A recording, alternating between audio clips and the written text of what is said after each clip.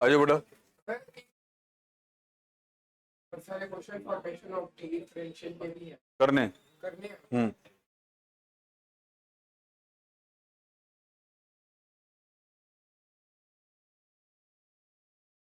क्या होता है बेटा vector?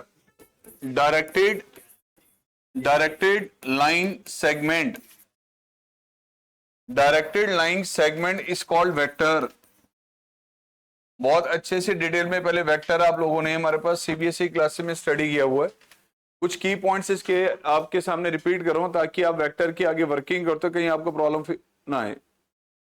Directed line segment is called vector. अगर एक लाइन के अलोंग हमारे पास, अगर एक लाइन के अलोंग आप एक सर्टेन डायरेक्शन लेते हुए मान लिए ए से लेके बी तक आपने मान लिए एक हमारे पास डिस्टेंस कवर किया from A to B along a straight line, along a straight line जिसमें एक सर्टेन डायरेक्शन आपके पास होगी कि यहां से लेके यहां तक अगर आपने मूव करना है फ्रॉम ए टू बी, अगर हम यहां पे मूव कर रहे हैं तो ए से लेके बी तक ये जो हमारे पास it is called A B vector, जिसको ए बी वेक्टर रीड ऐसे किया जाएगा लेकिन लिखा हमारे पास ऐसे जाएगा ए बी वेक्टर, जिसमें ए पॉइंट आपको पता है कि जो ये दो पॉइंट्स हमने जो मार्क किए हैं, स्टार्ट डिस्टेंस यहां से किया था एंड उसका यहां पर हो रहा है, इसलिए ए पॉइंट को हमारे पास कहा जाता है initial point, starting point, beginning point, और जो सेकंड पॉइंट हमारे पास है it is called terminal point, ending point, destination point. किसी भी वेक्टर को अगर आपने एक्सप्लेन करना है तो सर सबसे पहले पता होना चाहिए कि उसमें तीन उसकी मेन क्वालिटीज होती है। Directed line segment basically vector की तीन बेसिक क्वालिटीज को डिफाइन कर रहा है। अगर हम ए से लेके बी तक मूव कर रहे हैं तो ये डायरेक्शन बता रहा है कि हमने ए से लेके बी तक मूव किया, हम बी से ए की तरफ नहीं आ रहे एंड इस कर्व के अलोंग नहीं जा रहे, कर्व के अलोंग नहीं जा रहे, अलोंग स्ट्रेट लाइन जा रहे हैं। सो ए से लेके बी तक अगर हम मूव कर रहे हैं तो ए से आपने डिस्टेंस स्टार्ट किया और बी पे जाके वो डिस्टेंस ओवर हुआ है, तो ए हमारे पास कहा जाएगा यहां पे initial point, beginning point, starting point, and B point is called terminal point, ending point, destination point. A B vector लिखा ऐसे जाता है लेकिन उसको रीड हमारे पास ऐसे किया जाएगा A B vector. Capital letter में जब भी आप इसको प्रोनाउंस कर रहे हैं तो दो अल्फाबेट यूज किए जाते हैं जिसमें से पहला इनिशियल, दूसरा टर्मिनल पॉइंट होता है। लेकिन अगर इसको स्मॉल लेटर में हमारे पास एक्सप्लेन किया जा रहा है तो सर वो हमारे पास एक सिंगल अल्फाबेट से डिनोट किया जाएगा, जैसे मैं वेक्टर ए लिख रहा हूं। जब स्मॉल लेटर में एक्सप्लेन किया जाता है तो कहीं पर उसमें initial point, terminal point mention नहीं होता, लेकिन जब कैपिटल लेटर में एक्सप्लेन किया जाता है तो उसमें फर्स्ट पॉइंट इनिशियल पॉइंट है, सेकंड पॉइंट टर्मिनल पॉइंट है। ए बी वेक्टर की तीन बेसिक क्वालिटीज हैं। तो ये डायरेक्शन बताएगा कि हम ए से लेके बी तक आ रहे हैं, बी से ए की तरफ मूव नहीं कर रहे। तो ए से लेके बी तक अगर मूव कर रहे हैं तो written as A B vector, और यहां से लेके यहां तक का जो डिस्टेंस है बेसिकली इसका मैग्नीट्यूड वो सर इस तरह से एक्सप्लेन किया जाएगा, जिसको आप ए बी भी लिख सकते हैं, इसको आप वेक्टर ए का मैग्नीट्यूड ऐसे भी लिख सकते हैं और ए भी लिख सकते हैं, सब अलाउड है। कैपिटल लेटर में अगर हम एक्सप्लेन करें तो सर ऐसे लिखा जाएगा, स्मॉल लेटर में इसको ऐसे एक्सप्लेन किया जाएगा। एंड लाइन के अलोंग हमारे पास चल रहा है, ध्यान रहे ये किसी कर्व के अलोंग नहीं है, अलोंग स्ट्रेट लाइन है। सेगमेंट बेसिकली ये बता रहा है कि इसका सर्टेन मैग्नीट्यूड हमारे पास होगा जो बेसिकली उसका डिस्टेंस मेजर करेगा, और इसके लिए कोई यूनिट मीटर में है, किलोमीटर में है, या और हमारे पास कोई मेंशन नहीं किया जाएगा। आपका जो भी वर्किंग होगी यहाँ पे यूनिट्स की फॉर्म में होगी, वो यूनिट मीटर में, किलोमीटर कभी आपको एक्सप्लेन नहीं किया जाएगा। सर इसमें वेरी फर्स्ट कंसेप्ट आपके पास आएगा triangle of addition. Triangle of addition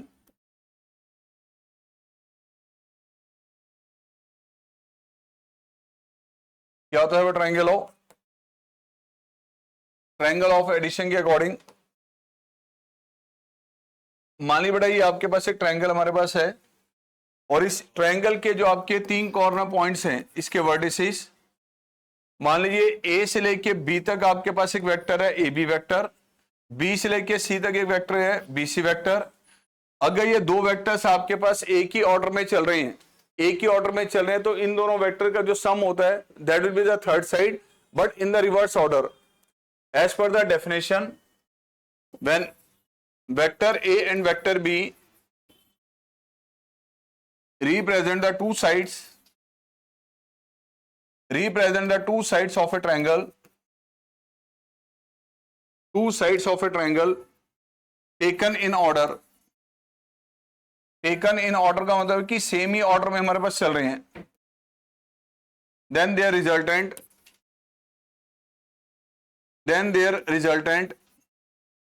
it means sum. तब इन दोनों का जो सम होगा, defines the third side of the triangle in the reverse order. अगर ट्रायंगल की दो साइड्स आपके पास वेक्टर ए और वेक्टर बी है, मान लीजिए ए से लेके बी तक ये आपके पास वेक्टर ए है, बी से लेके सी तक ये वेक्टर बी है, दोनों एक ही ऑर्डर में लिए गए, तो इन दोनों का जो सम आपके पास होगा that will be the third side but in the reverse order. अगर हम सेम ही ऑर्डर में जाते हैं तो सी ए वेक्टर बनता, बट रिवर्स ऑर्डर में आएंगे तो वो ए सी वेक्टर जो आपके पास है वो सर इन दोनों का सम होगा ए प्लस बी. सर ट्रायंगल की अगर दो साइड्स एक ही ऑर्डर में ली जा रही है तो इन दोनों का sum that will be the third side but in the reverse order. अब इसी मैसेज के अकॉर्डिंग अगर आप देखें तो सर वेक्टर ए अगर ए बी वेक्टर है और बी सी वेक्टर अगर वेक्टर बी है तो सर ए सी जो वेक्टर हमारे पास होगा as per the definition that will be A plus B.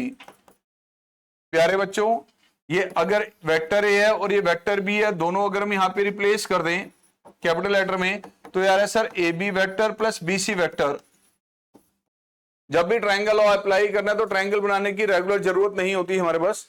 आप अगर कभी भी दो वेक्टर को ऐड कर रहे हैं और एक वेक्टर का टर्मिनल पॉइंट दूसरे का इनिशियल पॉइंट अगर सेम होगा, एक का टर्मिनल दूसरे का इनिशियल सेम हो, तो इनके एडिशन से जो वेक्टर बन के आएगा वो ए और सी का वेक्टर होगा, बी पॉइंट एलिमिनेट हो जाएगा. यानी A B vector plus B C vector अगर ए सी वेक्टर है, सिमिलरली हम कहते हैं sir P Q vector plus में Q R vector that will be equal to P R vector. ऐसे अगर कहीं पे सी ए वेक्टर लिखा है प्लस में ए बी वेक्टर लिखा है, C A vector plus A B vector क्या बन जाएगा, ये C B vector.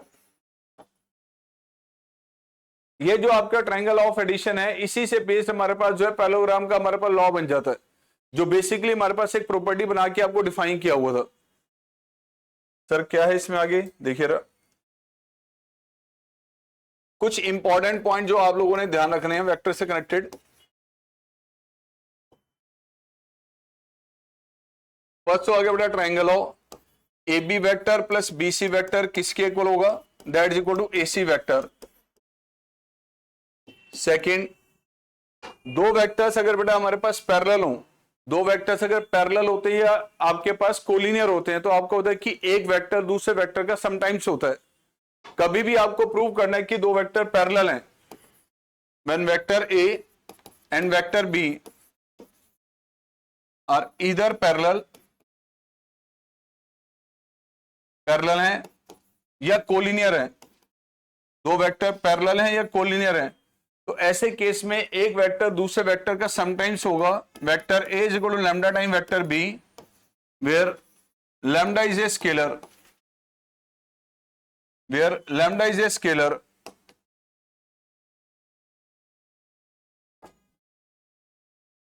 Third one.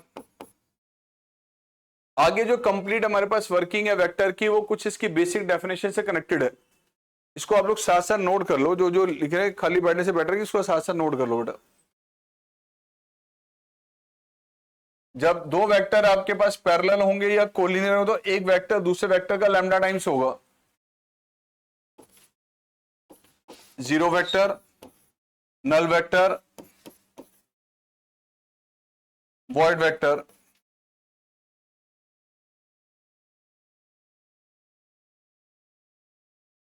कोई भी एक ऐसा वेक्टर जिसका इनिशियल पॉइंट और टर्मिनल पॉइंट दोनों सेम हो, the vector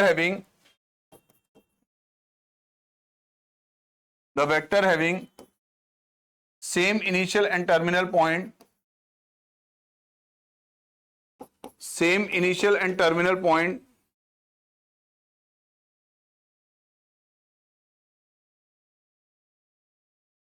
is called zero vector.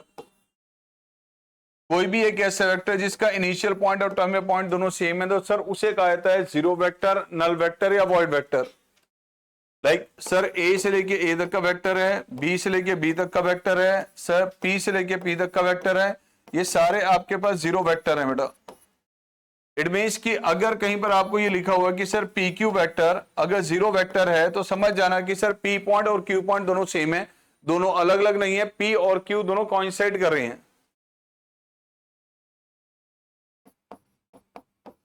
Unit vector कोई भी एक ऐसा वेक्टर जिसका मैग्नीट्यूड 1 यूनिट हो, the vector having unit magnitude is called unit vector, is called unit vector। कोई भी एक ऐसा वेक्टर जिसका मैग्नीट्यूड अगर 1 यूनिट के इक्वल है, सर 1 यूनिट के इक्वल है, लेट अगर आपके पास A B vector vector R है and sir A B vector का जो मैग्नीट्यूड है, ए बी वेक्टर का मैग्नीट्यूड यानी वेक्टर आर का जो मैग्नीट्यूड अगर 1 यूनिट के इक्वल है, तो सर ऐसे केस इस वेक्टर को कहा जाएगा यूनिट वेक्टर।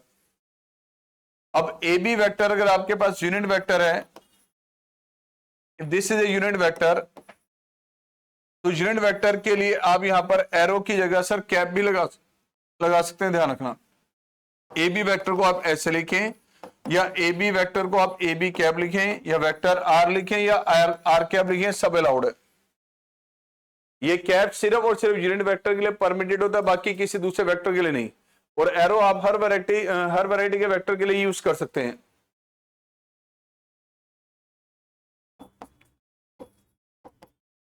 को initial vectors,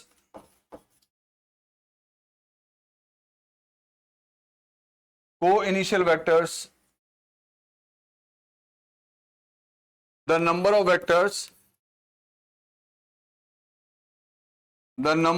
vectors having same initial point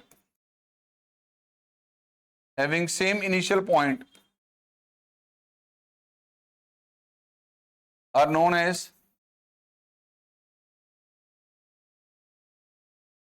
as co-initial vectors। ऐसे वेक्टर जिनका इनिशियल पॉइंट सेम हो।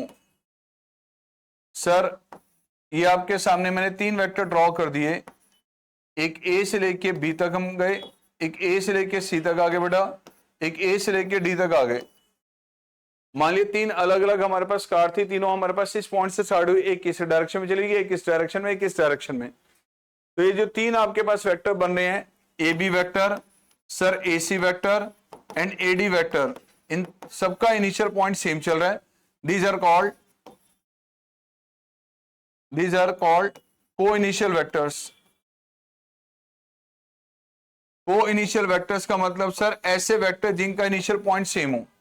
अगर इनिशियल पॉइंट सेम है तो उन्हें कहा जाएगा को-इनिशियल वेक्टर्स, और अगर इनिशियल पॉइंट सेम नहीं है, उनका टर्मिनल पॉइंट सेम है, तो उनकी एक नई वैरायटी बन जाती है, उन्हें कहा जाता है को-टर्मिनस vectors.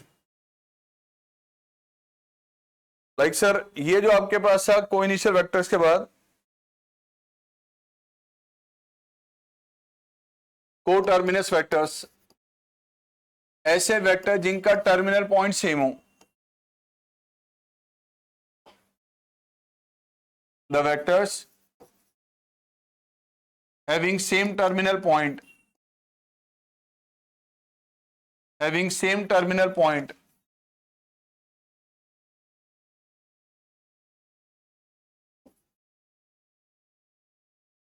are known as co-terminus vectors।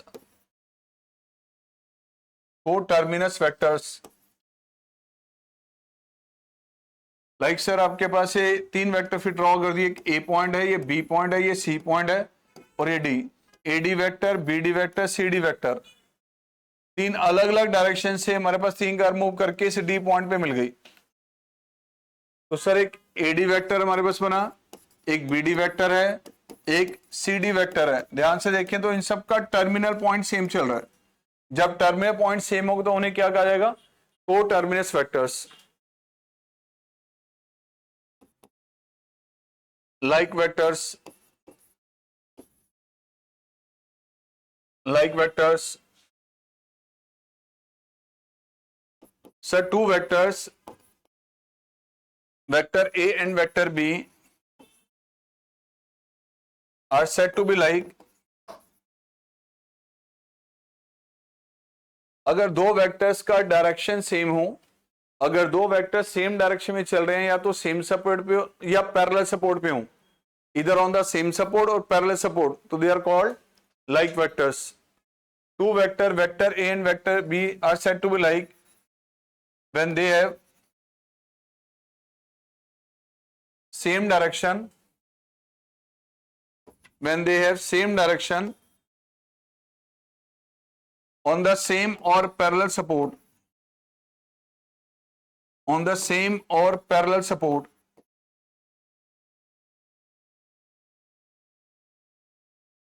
For example sir, ये एक आपके पास ये सपोर्ट हमने लिया और ए से लेके बी तक हमारे पास एक वेक्टर गया, वेक्टर ए, और एक सी से लेके डी तक हमारे पास गया सर ये vector B, on the same और पैरेलल सपोर्ट. सर एक ए बी वेक्टर है, सेम सपोर्ट पे सी डी वेक्टर है, और दोनों सेम डायरेक्शन में मूव कर रहे हैं. अब इनका मैग्नीट्यूड क्या है सर? इनके मैग्नीट्यूड में क्या रिलेशनशिप है? ऐसी कोई इनकी रिलेशनशिप सर्टेन नहीं है. अगर वेक्टर ए और वेक्टर बी दोनों सेम सपोर्ट पे हैं और उनका डायरेक्शन सेम चल रहा है, तो they are called like vectors.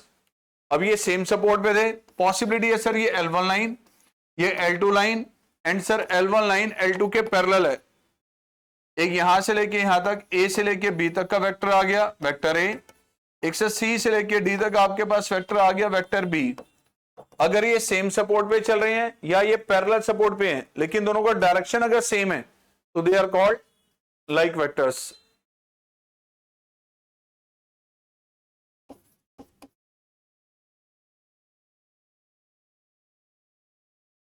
unlike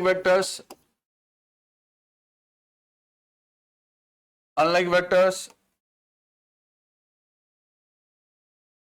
so two vectors, vector A and vector B, are said to be unlike,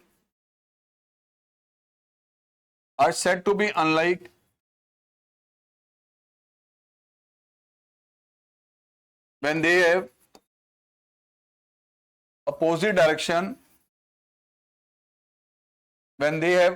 direction, on the same or parallel support, अगर दो वेक्टर सेम सपोर्ट पे हैं या parallel support में, लेकिन दोनों का direction opposite चल रहा है. मेन पॉइंट सर यहां पे है कि दोनों का डायरेक्शन अपोजिट चल रहा है, तो ऐसे केस में कहा जाएगा बेटा अनलाइक वेक्टर. लाइक एक आपके पास सपोर्ट ही गया सर L, ए से लेके बी तक एक वेक्टर हमारे पास था, सपोज वेक्टर ए, और एक सी से लेके डी तक नहीं है, डी से सी की तरफ आ रहा है एक वेक्टर बी. एक ए बी वेक्टर जा रहा है और एक डी सी वेक्टर आ रहा है, दोनों अपोजिट डायरेक्शन में चल रहे हैं, बट दोनों सेम सपोर्ट पे हैं. तो ऐसे केस में कहा जाएगा बेटा vector A and vector B, these are unlike vectors. और अगर इनके मान लीजिए पैरेलल सपोर्ट पे ये L1 लाइन, सर ये L2 line, L1 line parallel है L2 के. सर ए से लेके बी तक आपके पास एक वेक्टर गया, वेक्टर ए, और एक डी से सी की तरफ मूव करके आया सर वेक्टर बी. दोनों अपोजिट डायरेक्शन में चल रहे हैं, बट दे आर पैरेलल. अगर पैरेलल है अपोजिट डायरेक्शन, तो उन्हें कहा जाएगा बेटा unlike vectors.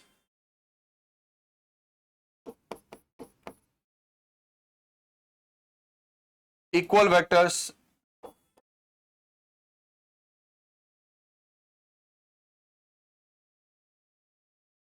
two vectors, vector A and vector B,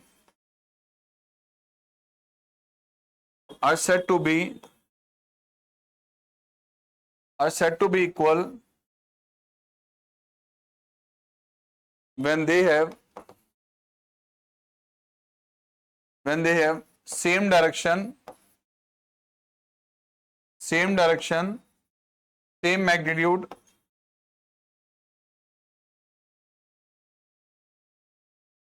on the same or parallel support,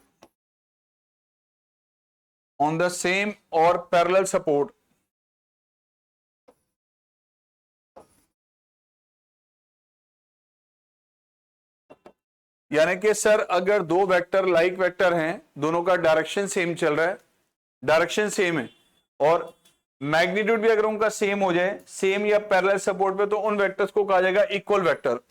vector की तीन बेसिक क्वालिटीज होती हैं, एक उनका डायरेक्शन, एक उनका मैग्नीट्यूड, उनका सपोर्ट। अगर तीनों मैच कर जाएं, डायरेक्शन भी सेम है, मैग्नीट्यूड भी सेम है, सपोर्ट भी सेम है, सेम हो या पैरेलल सपोर्ट, तो उन वेक्टर्स को क्या कहा जाएगा? Equal vectors. यानी कि सर एक बात ध्यान रखें कि लाइक वेक्टर के केस में दोनों वेक्टर का अगर मैग्नीट्यूड सेम आ रहा है, मैग्नीट्यूड सेम आ रहा है, तो ऐसे केस में वेक्टर ए और वेक्टर बी इक्वल होंगे। तो वेक्टर ए अगर वेक्टर बी के इक्वल है, इसका मतलब सर इन दोनों का मैग्नीट्यूड भी सेम है, इन दोनों का डायरेक्शन भी सेम है, और इन दोनों का सपोर्ट या तो सेम है या पैरेलल है। लेकिन मैग्नीट्यूड इक्वल होने से वेक्टर इक्वल नहीं होते। वेक्टर अगर इक्वल है तो कंफर्म उनका मैग्नीट्यूड इक्वल है, ध्यान रखना ये, क्योंकि तीन बेसिक फीचर में से एक सिंगल फीचर है ये, बाकी दो फीचर सेटिस्फाई हो रही है या नहीं हो रही पता नहीं। अगर दो वेक्टर का मैग्नीट्यूड इक्वल है तो जरूरी है कि वो वेक्टर से इक्वल होंगे, हो भी सकता है और नहीं भी हो सकता, दोनों पॉसिबिलिटीज हैं।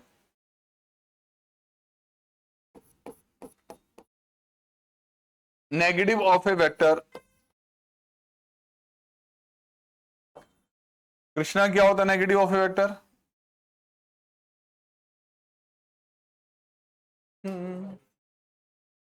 तेजस बता रहा है। वैसे होता है क्या है, दो अनलाइक वेक्टर जो होते हैं अपोजिट डायरेक्शन में जो होते हैं, अगर दो वेक्टर्स वेक्टर ए और वेक्टर बी अनलाइक हैं और उन दोनों का मैग्नीट्यूड अगर इक्वल हो, दोनों का मैग्नीट्यूड अगर इक्वल हो, तो ऐसे केस में एक वेक्टर दूसरे का नेगेटिव होता है। वेक्टर ए और वेक्टर बी अपोजिट डायरेक्शन में जा रहे हैं, सपोर्ट या तो सेम है या पैरेलल है, सेम है या पैरेलल है, और अगर दोनों का मैग्नीट्यूड एग्जैक्टली इक्वल है तो एक वेक्टर दूसरे का नेगेटिव कहा जाता है। Means negative of A vector का एक्सप्लेनेशन कंप्लीट किया था बेटा। The negative of A vector, the negative of A vector, vector A is a vector unlike to vector A, unlike to vector A with having same magnitude।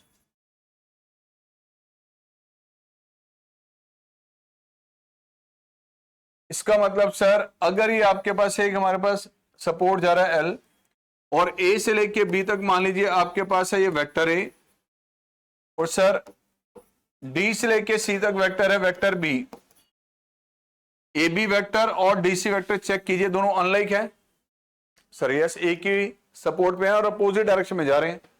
अगर मान लो कि दोनों का magnitude equal है, vector A का magnitude और vector B का magnitude दोनों एग्जैक्टली सेम है, दोनों का मैग्नीट्यूड इक्वल है, तो ऐसे केस में कहा जाएगा vector A is negative vector B and sir vector B that is negative of vector A. दोनों वेक्टर एक दूसरे के नेगेटिव होंगे।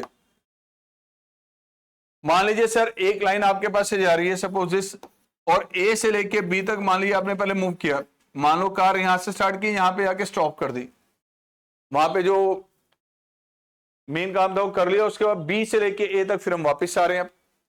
पहले आप ए से लेके बी तक गए, उसके बाद सर बी से लेके ए तक मूव किया। अब ए बी वेक्टर और बी ए वेक्टर क्या दोनों सेम सपोर्ट पे हैं? यस, दोनों सेम सपोर्ट पे हैं। क्या दोनों का मैग्नीट्यूड इक्वल होगा? लेकिन दोनों का डायरेक्शन क्या सर अपोजिट है, तो यहां पे ए बी वेक्टर कहा जाएगा negative of B A vector and B A vector कहा जाएगा बेटा negative of A B vector. अब ये आपकी बेसिक डेफिनेशन थी जो वेक्टर की थी। जो मेन पॉइंट्स हमारे पास इसमें चल रहे हैं इसके साथ साथ इसी को अगर हम आगे अब कंटिन्यू करते हैं तो सर 11 पॉइंट अब आता है आपके unit vectors. Unit vectors along coordinate axis।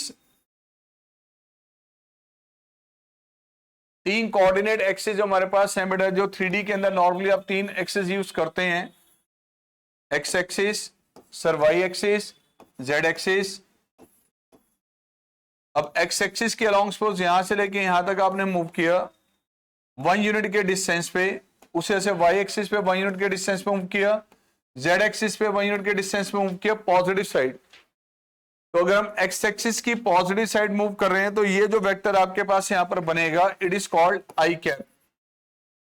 Y axis के अलोंग यूनिट डिस्टेंस पे अगर आपने मूव किया पॉजिटिव साइड तो इसे कहा जाएगा सर वेक्टर जे कैप, और यहां से स्टार्ट किया और यहां तक मूव किया इसे कहा जाएगा बेटा के कैप। तो एक्स एक्सिस के अलोंग जो यूनिट वेक्टर होगा एक्स एक्सिस के अलोंग उसे कहा जाएगा sir I cap. Y axis के अलोंग कोई यूनिट वेक्टर आपके पास होगा that is called J cap. Z axis के अलोंग कोई यूनिट वेक्टर होगा उसे कहा जाएगा बेटा के कैप। एंड कोई भी वेक्टर अगर हमारे पास यहां पे चल रहा है सर जो आई कैप जे कैप के कैप को यूज करते हमारे पास एक्सप्लेन किया जाएगा, तो उसका सबसे इंपॉर्टेंट कंसेप्ट है हमारे पास, उसे कहा जाता है sir position vector. Position vector अब इससे हमारे पास कनेक्ट होके आ रहा है बेटा पोजीशन वेक्टर। पोजीशन वेक्टर कभी भी हमारे पास होता है तो एक सर्टेन पॉइंट का होता है।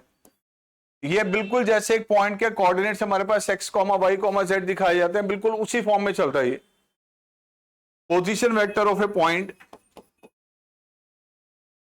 Position vector of A point P x comma y comma z is a vector having initial point origin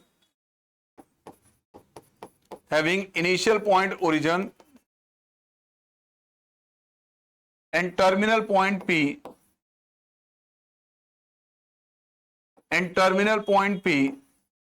यानी कि सर ओरिजिन से अगर आप यहां पर ओरिजिन से पी की तरफ मूव करते एक वेक्टर हम यहां पर ड्रॉ कर रहे हैं, तो सर ये जो ओपी वेक्टर आपके पास बनेगा OP vector it is called position vector of the point P. Position vector of point P.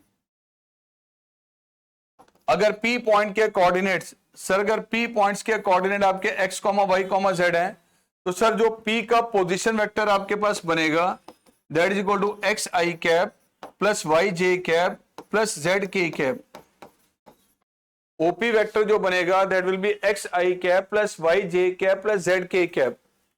इसमें एक्स वाई और जेड देखें तो सर इस पी पॉइंट के जो कोऑर्डिनेट है वो X comma Y comma Z है।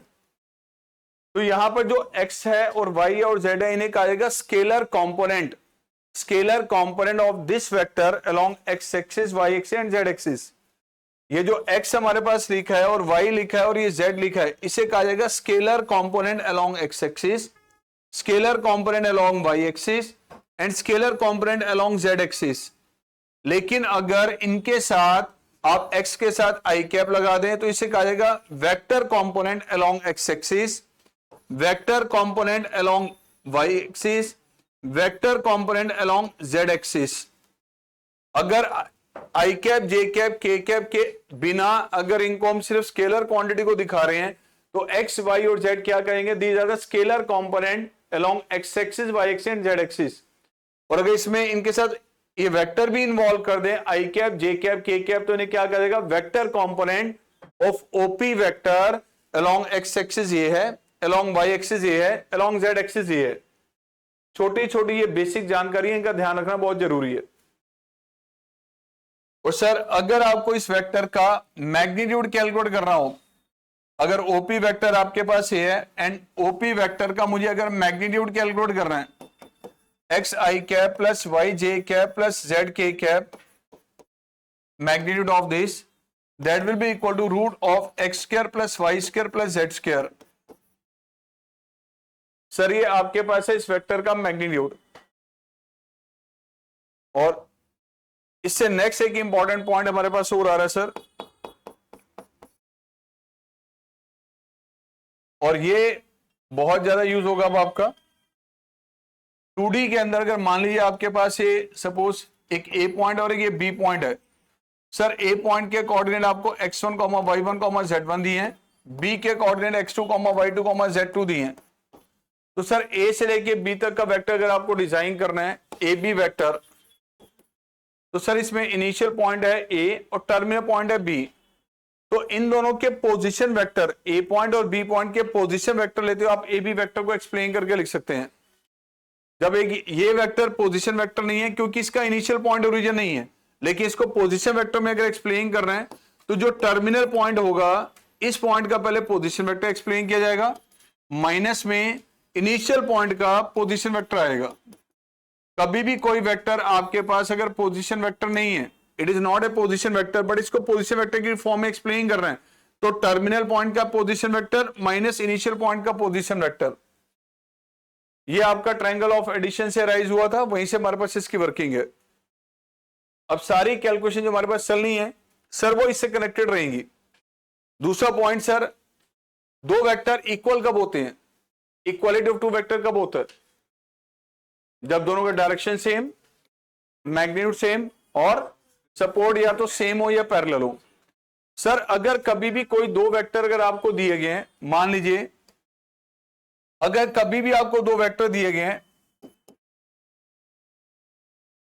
लेट एक वेक्टर आपको दे दिया R1, it is A1 I cap, B1 J cap, C1 K cap. एक दूसरा वेक्टर दे दिया R2, A2 I cap, B2 J cap and C2 K cap. अब sir ये दोनों वेक्टर, ये वेक्टर R1 था और ये वेक्टर आपके पास R2 है, ये दोनों वेक्टर इक्वल तब होंगे। इक्वालिटी ऑफ टू वेक्टर के लिए यहां पर क्या जरूरी है? डेफिनेशन तो पता है सर, दो वेक्टर इक्वल तब होते हैं जब उनका डायरेक्शन से, मैग्नीट्यूड सेम, सपोर्ट या तो सेम हो या पैरेलल हो। लेकिन अगर दो वेक्टर IJ की फॉर्म में एक्सप्लेन किए गए हैं और ये दोनों वेक्टर्स अगर इक्वल है तो इक्वालिटी कब पॉसिबल होगी? जब इनके लेफ्ट में और राइट में कॉरस्पॉन्डिंग वैल्यूज एग्जैक्टली मैच करेंगी। सर एक वेक्टर ये दिया गया, दूसरा वेक्टर है ये A2 I cap, B2 J cap and C2 K cap. Sir दोनों वेक्टर इक्वल, अब इक्वल कब होंगे सर? जब इसका स्केलर कंपोनेंट इसके स्केलर कंपोनेंट से मैच करेगा, वाई एक्सिस के अलॉन्ग जो स्केलर कंपोनेंट वो इससे मैच करेगा, ऐसे जेड एक्सिस का जो स्केलर कंपोनेंट जेड एक्सिस से मैच करेगा। यानी सर अगर A1 है A2 के इक्वल, सर B1 है B2 के इक्वल एंड C1 है सर C2 के इक्वल, जब ऐसी सिचुएशन होगी तो ये वेक्टर्स हमारे पास इक्वल होंगे। इक्वालिटी ऑफ टू वेक्टर के लिए जरूरी है कि लेफ्ट में राइट में कॉरस्पॉन्डिंग वैल्यूज एग्जैक्टली मैच करनी चाहिए। अगर ये वेक्टर IJ की टर्म में नहीं है तो सर ये दोनों वेक्टर ऐसे कभी भी कंपेयर नहीं किया जाते, ये ध्यान रखना। एक मिनट रुकना जरा।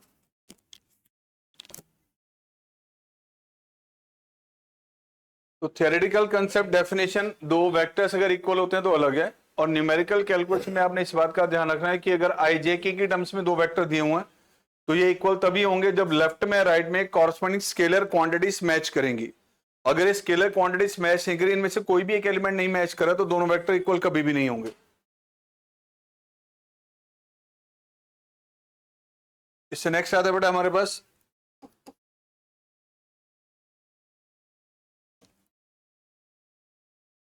Section formula. सेक्शन फॉर्मूला आप लोगों ने पहले जो स्टडी किया था जूनियर क्लासेस से, वही वेक्टर की फॉर्म में था। अगर सर एक लाइन सेगमेंट आपको दिया गया है, इसके दो कॉर्नर पॉइंट्स आपके पास A और B हैं, मान लीजिए A पॉइंट का position vector, sir A point का पोजीशन वेक्टर वेक्टर A है, B पॉइंट का पोजीशन वेक्टर वेक्टर B है, और बीच में एक पॉइंट आपके पास P है जो इस लाइन सेगमेंट को एक सर्टेन रेशियो में डिवाइड कर रहा है। अगर P पॉइंट इस AB लाइन सेगमेंट को L रेशियो M में डिवाइड कर रहा है तो P पॉइंट का पोजीशन वेक्टर का मैं आइडेंटिफाई करना हो, P पॉइंट का पोजीशन वेक्टर जिसको मैं वेक्टर R नाम दे रहा हूं यहां पे भी, ये OP वेक्टर वेक्टर R कैसे कैलकुलेट किया जाएगा? अगर मुझे इसका पोजीशन वेक्टर A गिवन है, इसका पोजीशन वेक्टर B गिवन है, तो P पॉइंट का पोजीशन वेक्टर निकालने के लिए सर L को आप इससे मल्टीप्लाई करेंगे, M को आप इससे मल्टीप्लाई करेंगे। L इंटू में वेक्टर B प्लस में M इंटू में vector A over L plus M। Sir ये आपके पास है, ध्यान से देखें, P पॉइंट जो है वो A और B के बिटवीन लाई कर रहा है, इसे कहा जाता है sir internal division. It is called internal division.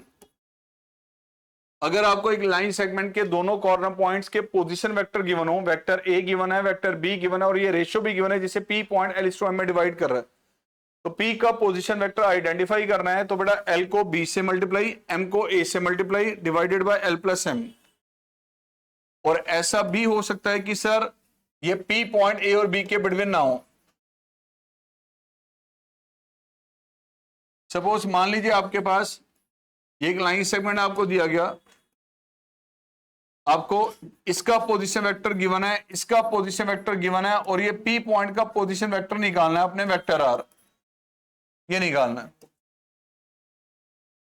और ऐसा भी हो सकता है सर कि पी पॉइंट यहां पर हमारे पास लाई कर रहा है लेफ्ट में, इट इज पॉइंट ए जिसका पोजीशन वेक्टर ए गिवन है, ये पॉइंट बी जिसका पोजीशन वेक्टर बी गिवन है, ये आपने कैलकुलेट करना है।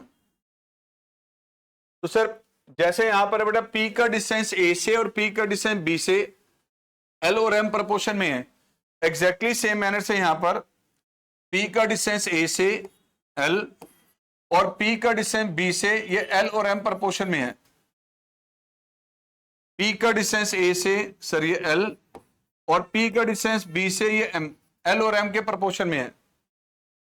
अगर आपको बेटा ये गिवन है, ये भी गिवन है और आपको ये कैलकुलेट करना है, एक्सटर्नल डिवीजन इसे कहा जाता है। एक्सटर्नल का मतलब कि ये पी पॉइंट जो ए और बी के बिटवीन है उसके आउटसाइड लाई कर रहा है। तो पी का पोजीशन वेक्टर कैलकुलेट करने के लिए सर फिर क्या करना है हमें, L into vector B minus में M into vector A over L minus M.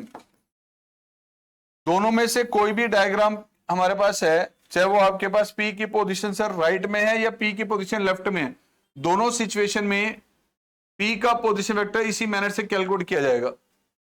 अब एल और एम में हमारे पास एल की वैल्यू ग्रेटर है या एम की वैल्यू ग्रेटर है, यही डिसाइड करेगा कि पी राइट साइड में होगा या लेफ्ट साइड में होगा। ध्यान रखिए सर यहां एल और एम में ग्रेटर हमारे पास है एल, और सर यहां पे एल और एम में एल की वैल्यू स्मॉलर है, लेकिन दोनों केस में फॉर्मूला यही एप्लीकेबल होता है।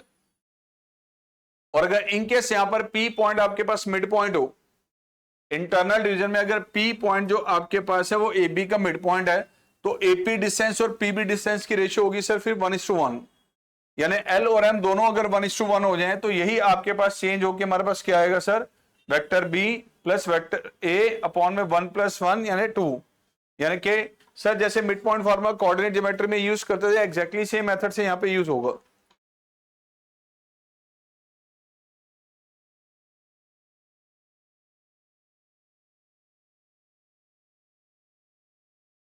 Scalar product, dot product of two vectors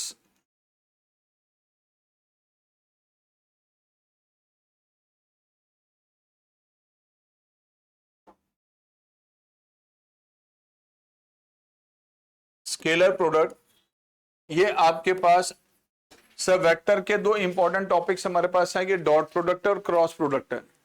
scalar product आपके पास है कि दो वेक्टर को मल्टीप्लाई करने के बाद यहां पर जो एक क्वांटिटी राइज होगी वो एक स्केलर क्वांटिटी होगी, एक वेक्टर नहीं आएगा।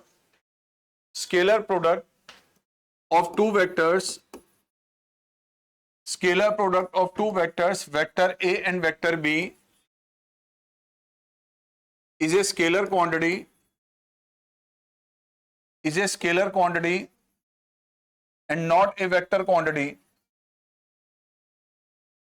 and not a vector quantity.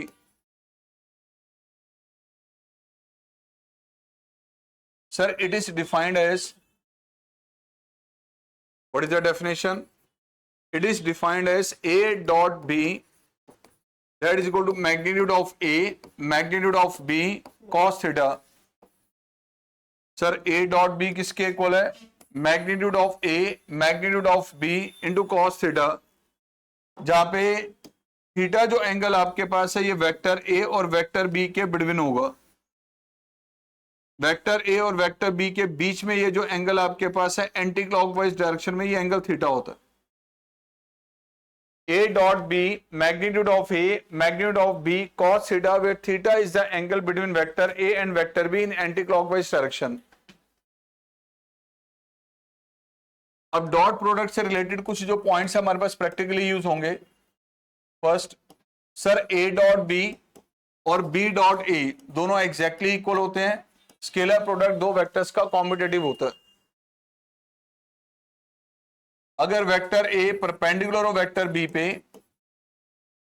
अगर वेक्टर A वेक्टर B पे परपेंडिकुलर है तो यहां पे थीटा की वैल्यू बेटा आ जाएगी 90 डिग्री एंड cos 90 डिग्री की वैल्यू 0 होती है। अगर वेक्टर A और वेक्टर B दोनों परपेंडिकुलर तो उनका डॉट प्रोडक्ट 0 के इक्वल होगा। A dot B that will be 0, तब 0 होगा बेटा, ध्यान रखना है। A डॉट B, अगर वेक्टर A आपके पास है sir A1 i cap B1 J cap, C1 K cap, और वेक्टर बी अगर सपोज आपको ये गिवन है sir A2 I cap plus B2 J cap plus C2 K cap, तो A डॉट बी आपने कैसे कैलकुलेट करना है फिर? सर A1 को मल्टीप्लाई करना है A2 से, प्लस B1 को मल्टीप्लाई करना है B2 से, प्लस C1 को मल्टीप्लाई करना है अपने C2 से। ये होगा सर A डॉट बी। अगर वेक्टर A ये है, वेक्टर B है, तो A डॉट बी जो प्रोडक्ट आएगा सर वो ये होगा।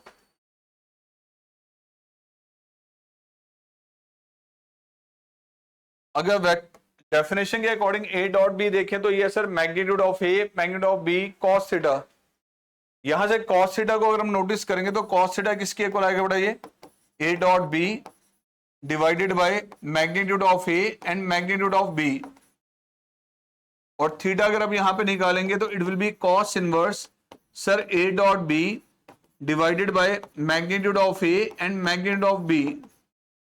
कभी भी दो वेक्टर के बीच में एंगल अगर आपको कैलकुलेट करना है, एंगल बिटवीन टू वेक्टर्स, तो ये सर आपका रिलेशन रहेगा, इसके जरिए निकाला जाएगा।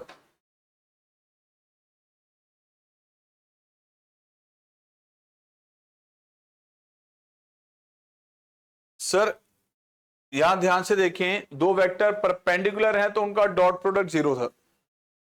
इसी को अगर हम यूज करते हैं सर डेफिनेशन के अकॉर्डिंग, देखो ये जो पॉइंट्स हम यूज कर रहे हैं इसी को कंटिन्यू करते हुए A dot A, sir A dot B definition के अकॉर्डिंग जो है उसी के according A dot A explain करें तो magnitude of A, magnitude of B, cos theta, vector A और वेक्टर A के बीच में एंगल कितना होगा? 0। तो सर ये आ गया A dot A that is equal to sir, ये ध्यान रखना, this is very very important property. हाँ जी ma'am.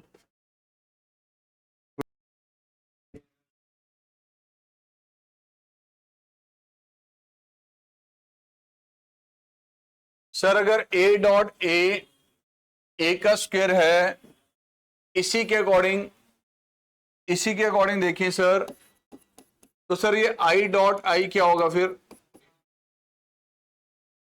Sir 1 J dot J, sir ये भी 1 आ जाएगा। K का डॉट K के साथ यूनिट वेक्टर हैं, मैग्नीट्यूड इनका 1 होगा। और सर दो वेक्टर जब परपेंडिकुलर होते हैं तो उनका डॉट प्रोडक्ट 0 के इक्वल था।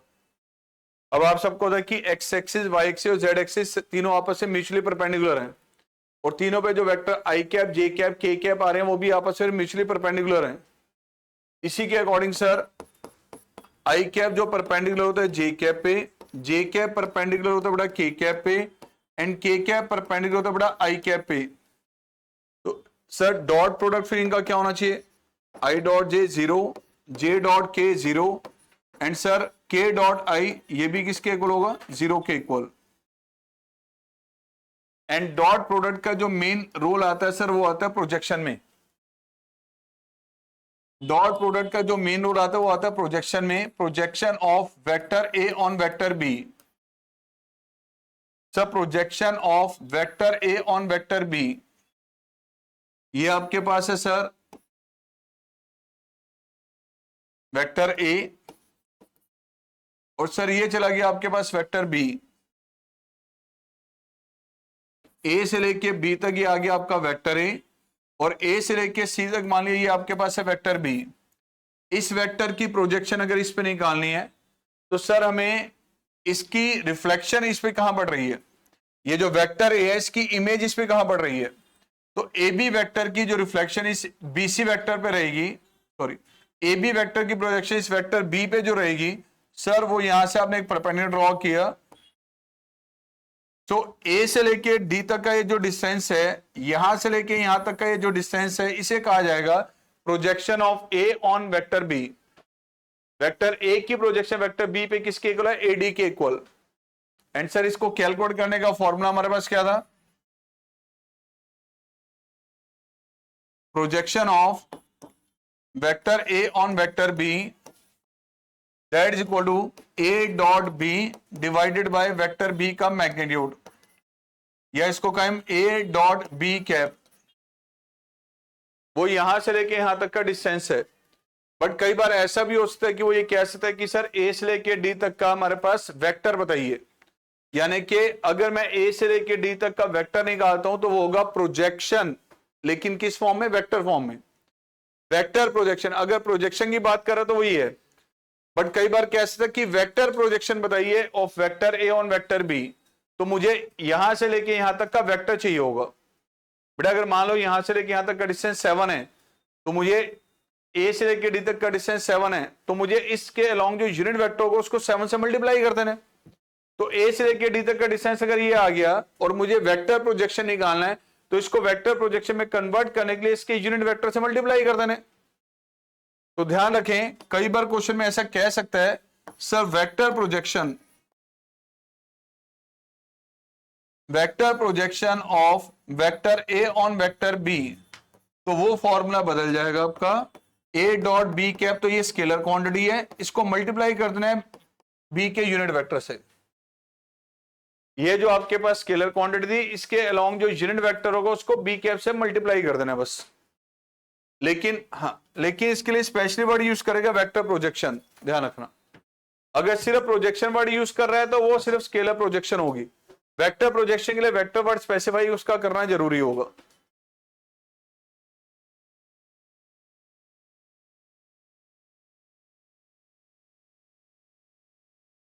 अब पहले कुछ क्वेश्चन लेते हैं, उसके बाद बीच में एक टॉपिक आपका जो हो रहा है क्रॉस प्रोडक्ट, उसके कुछ पॉइंट्स, बेसिक पॉइंट बीच में लेंगे फिर हम, ठीक है? अभी चलेगी 12:30 तक तो है मिनिमम, तो जाना भी जा सकता है, कोई दिक्कत नहीं है।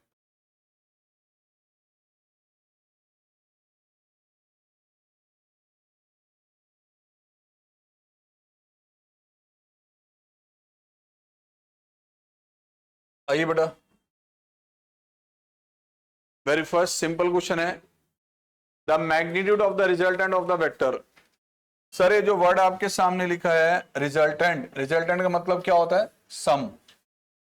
तीन वेक्टर आपके सामने लिखे हैं, एक है i प्लस जे प्लस के, अगला 2i माइनस जे प्लस के, 3i प्लस 2j माइनस के। इन तीनों के रिजल्टेंट से जो वेक्टर बनेगा उसका मैग्नीट्यूड बताना है। तो सर तीनों वेक्टर को अगर हम ए बी सी नेम दे दें, तो तीनों का रिजल्टेंट हमने किया आई cap plus J cap plus K cap, plus में 2i कैप माइनस जे cap plus K cap, plus में 3i cap plus 2j cap minus के कैप। तीनों को ऐड करने पे वेक्टर क्या बन रहा है बेटा? ये 6i cap plus 2j cap plus K cap. अभी आ गया तीनों का रिजल्टेंट, इसका मैग्नीट्यूड। सर मैग्नीट्यूड क्या होगा इसका? 6 square plus 2 square plus 1 square under the root 41 option.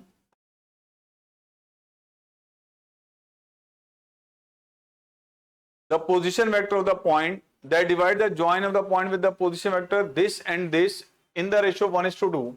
और क्लियर वर्ड कहा गया सर इंटरनली। अगर ये आपके पास सर एक कॉर्नर पॉइंट्स आपको दिए गए, पोजीशन वेक्टर उस पॉइंट का निकालना है जो डिवाइड कर रहा है सर इस a प्लस बी को ज्वाइन करने से, and 3a plus 2b internally in the ratio 1:2। तो P पॉइंट आपके पास इसको 1:2 में डिवाइड कर रहा है। P का पोजीशन वेक्टर बताना है, OP वेक्टर यानी वेक्टर R क्या होगा? क्या करेंगे बेटा? 1 को इससे मल्टीप्लाई, 2 से इधर multiply, this into this plus 3a plus 2b divided by इन दोनों का सम, तो 5a plus 4b divided by कौन सा ऑप्शन आ गया सर? ये आ गया ऑप्शन।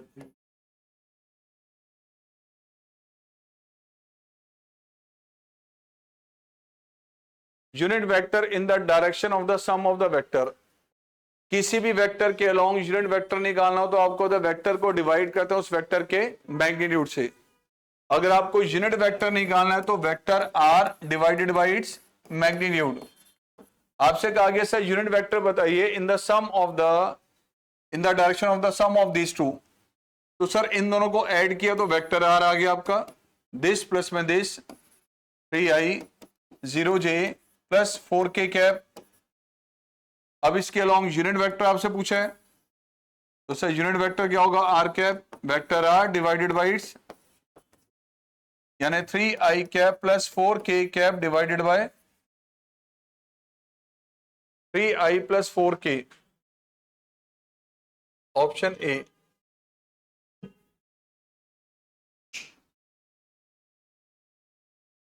एक वेक्टर ए गिवन है आपको, वेक्टर बी गिवन है और दोनों आई जे के टर्म में दिए हुए हैं। कह रहे दीज आर इक्वल, दोनों वेक्टर इक्वल हैं, वेक्टर ए वेक्टर बी के इक्वल है।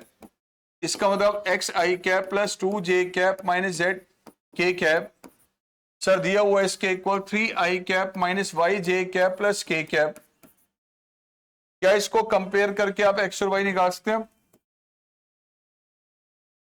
क्या आ रही है एक्स की वैल्यू, वाई की वैल्यू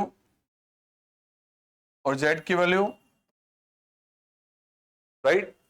अब आपने कैलकुलेट करना है sir 2x plus Y plus 3z, 2x plus Y plus 3z, इसका 6 माइनस 2 माइनस 3, कितना आंसर आ गया, ऑप्शन। अब एक चीज का खास ध्यान रखना सर, ये वेक्टर इस वेक्टर के इक्वल था, आपने कंपेयर करके ये आई कैप का स्केलर कंपोनेंट कंपेयर किया, वाई जे कैप का कंपेयर किया और के कैप का कंपेयर किया, तो ये एक्स वाई जेड की वैल्यू आ गई।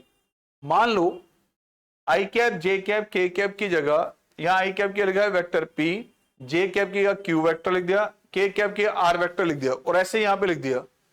फिर अब लेफ्ट में राइट में कंपेयर करके उनके कोफिशिएंट को कंपेयर करके ऐसे आंसर नहीं लिख सकते। ये कंपैरिजन लेफ्ट और राइट में सिर्फ और सिर्फ कंपेयर करके वैल्यूज इक्वेट की जाती है, सिर्फ तभी जब ये आई जे के की टर्म्स में होगा। क्या आपको ये आई कैप जे कैप के कैप लेफ्ट राइट में नजर आ रहा है? लेकिन अगर आई कैप जे कैप के कैप की जगह अगर यहां पी वेक्टर हुआ, यहां क्यू यहां आर, यहां भी पी यहां क्यू यहां आर, तो लेफ्ट और राइट कंपेयर करके वैल्यूज नहीं बताई जा सकती। ये सिर्फ तभी पॉसिबल होंगी जब आई जे के होगा, ये ध्यान रखना, ठीक है। These two vectors are collinear, then the value of A। जब दो वेक्टर पैरेलल हो या कोलिनियर हो तो एक वेक्टर दूसरे वेक्टर का लैम्डा टाइम्स होता है। सर ये वेक्टर दोनों आपके पास क्या आ गया, कोलिनियर है, तो सर ये वाला जो वेक्टर है 2i cap minus 3j cap plus 4k cap किसके इक्वल होगा, lambda time this ai cap plus 6j cap minus 8k cap. इसका मतलब 2i cap minus 3j cap plus 4k cap. प्यारे बच्चों lambda A I cap 6 lambda J cap minus 8 lambda के cap. अब left और right compare करें तो 2 किसके इक्वल होगा, माइनस 3 किसके इक्वल, लैम्डा की वैल्यू यहां से क्या आ गई, लैम्डा यहां -1/2 रख दे दो तो ए कितना आ जाएगा, ए की value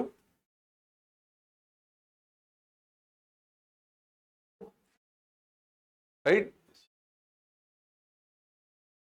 the angle made by this with X axis, इसका एंगल बताना है एक्स एक्सिस के साथ कितना होगा, डायरेक्शन रेशियो डायरेक्शन कोसाइंस, जो 3D में बहुत अच्छे से एक्सप्लेन किया जाता है, उसी का कनेक्टेड क्वेश्चन यहां आ गया।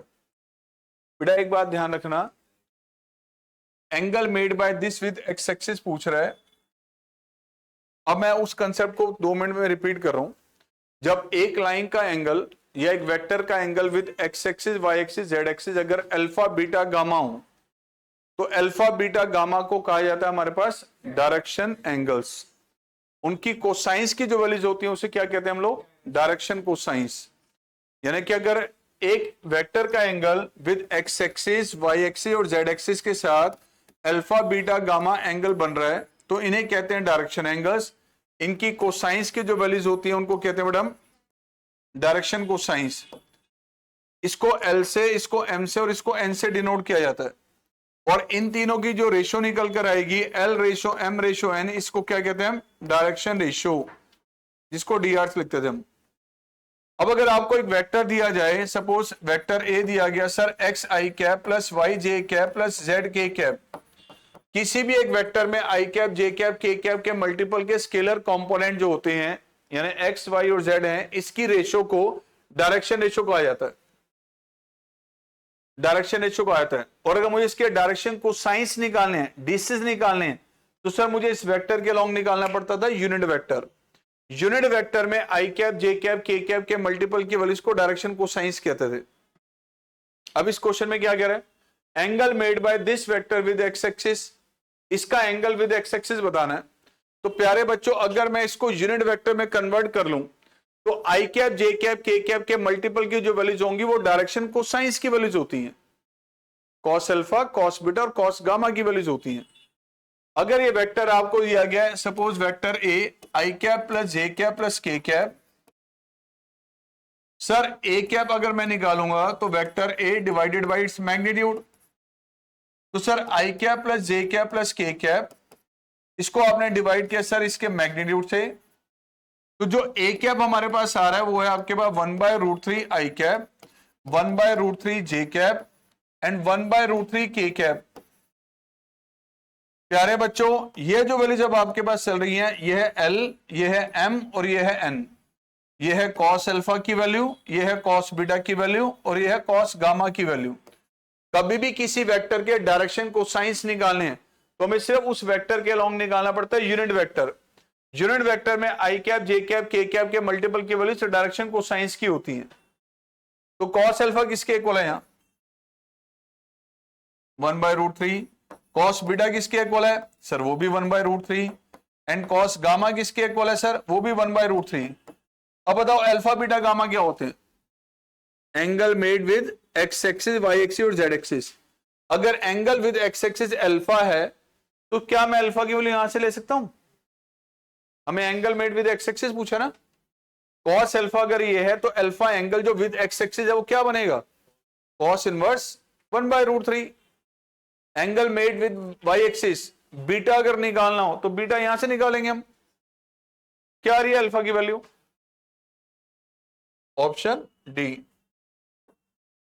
D option is correct right. तो सिंपल सा एक मैसेज है कि कभी भी किसी लाइन के डायरेक्शन को साइंस निकालने हो तो उस लाइन के अलोंग जो वेक्टर आपको दे रखा है उस वेक्टर को कन्वर्ट किस में करना है हमने यूनिट वेक्टर में। यूनिट वेक्टर में आई कैप जे कैप के कैप के मल्टीपल की जो वैल्यूज होंगी यूनिट वेक्टर में वो किसकी वैल्यूज होंगी डायरेक्शन को साइंस की वैल्यूज होंगी।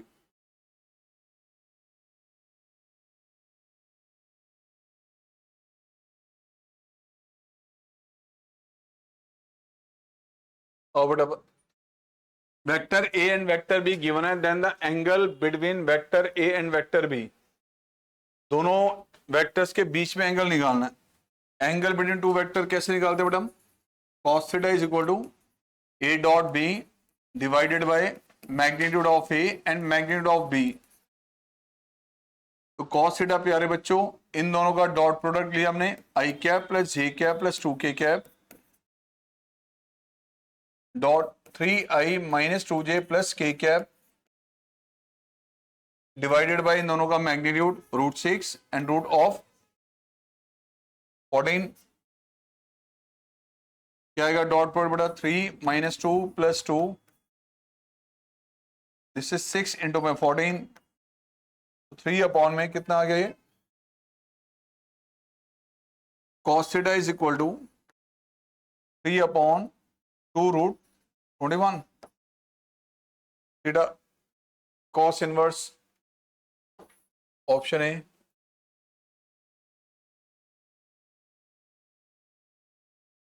The projection of vector this on vector this, projection of A on B, शाबाश A की प्रोजेक्शन B पे किसके इक्वल बेटा A डॉट B कैप, तो sir 2i cap plus J cap minus k cap, इसका dot i cap plus J cap plus k cap divided by या बेटा 2 + 1 - 1 upon √3, answer is 2/√3।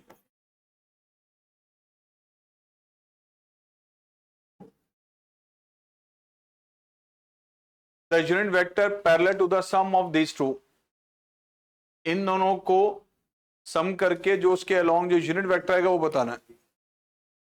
तो बेटा इन दोनों का सम क्या होगा, इस सम को मैंने वेक्टर आर दिखा दिया, इन दोनों को ऐड किया तो बेटा 3i cap minus 2j cap plus 6k cap. अब इसके अलोंग यूनिट वेक्टर निकालें, क्या है बेटा 3i cap minus 2j cap plus 6k cap divided bye कितना आ गया 36 4 एंड दिस 7 आ गया। कौन सा ऑप्शन हो गया, बी ऑप्शन।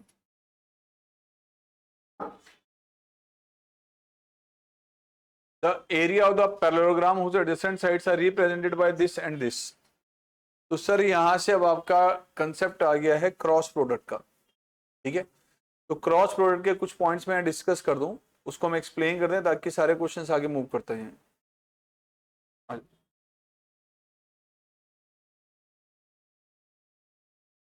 वेक्टर प्रोडक्ट भी कहा जाता है बेटा इसे,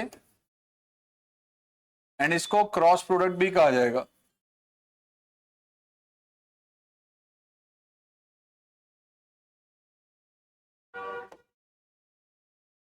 sir vector product of two vectors, vector product of two vectors vector A and vector B is a vector quantity and not a scalar quantity।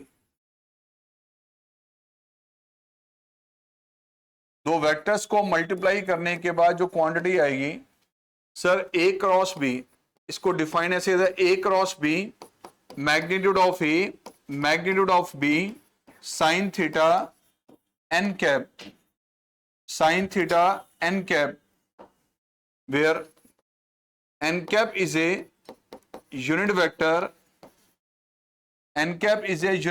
perpendicular to both vector A and vector B,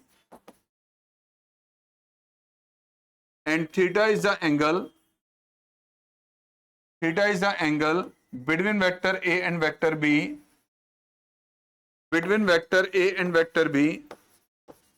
as per the right-handed system।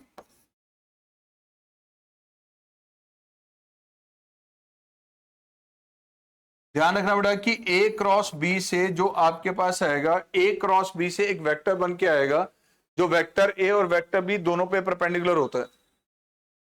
Vector A और vector B का cross product जब भी लेंगे आप, A vector ये रहा, B vector ये रहा, और A और B के बीच में ये एंगल आपको एंटी क्लॉकवाइज डायरेक्शन में थीटा दिया हुआ। तो A क्रॉस B से जो वेक्टर बनेगा एक ऐसा वेक्टर होगा जो वेक्टर A और वेक्टर B दोनों पे परपेंडिकुलर होगा। लाइक मेरे पास एक पेन है ये, अगर मैं इस पेन को यहां पे ऐसे प्लेस कर दूं तो ये पेन अब आपके पास इस पूरे बोर्ड के ऊपर परपेंडिकुलर है, यानी कि वो A पे भी परपेंडिकुलर, B पे भी परपेंडिकुलर है। तो सर ये जो आपके पास पेन है, ये पेन अब अगर हम इसको ऐसे एक्सप्लेन कर दें इस पेन को, तो ये वो वेक्टर है जो A और B दोनों पे परपेंडिकुलर है। It is called A cross B, इसे ए क्रॉस बी कहा जाएगा। ए क्रॉस बी एक ऐसा वेक्टर आएगा जो वेक्टर ए और वेक्टर बी दोनों पे परपेंडिकुलर होगा। अब मान लो ये पूरा complete vector A cross B था, इसी के अलोंग जो यूनिट वेक्टर होगा, सपोज वो यहां से लेके यहां तक था वो यूनिट वेक्टर, इसे कहा जाएगा एन कैप।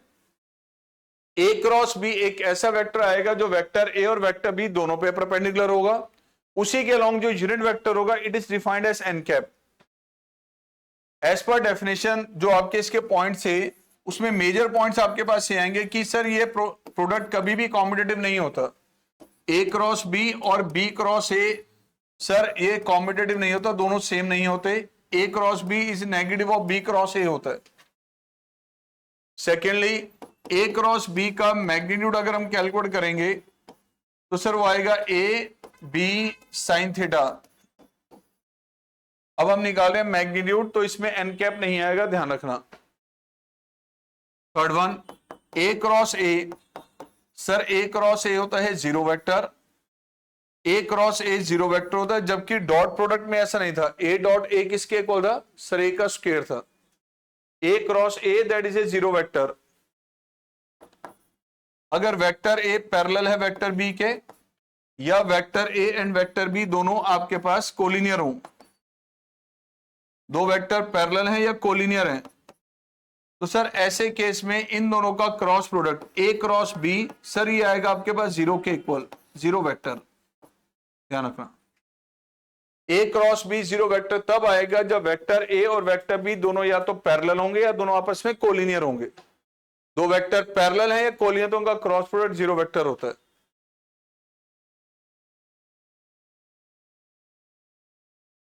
एक सेकंड,